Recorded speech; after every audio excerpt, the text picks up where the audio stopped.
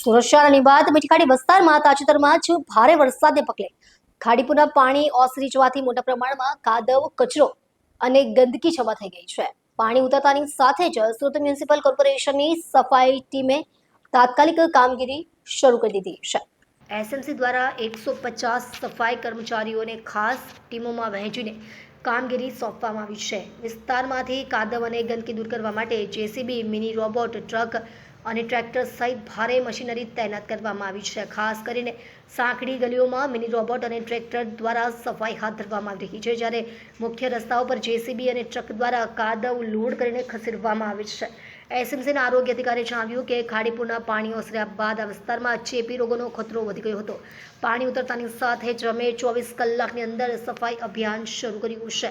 હાલ દિવસ રાત કામગીરી ચાલી રહી છે અને આગામી 48 કલાકમાં આ વિસ્તારને સંપૂર્ણ સ્વચ્છ કરી દેવામાં આવશે. સ્થાનિક રહેવાસીઓ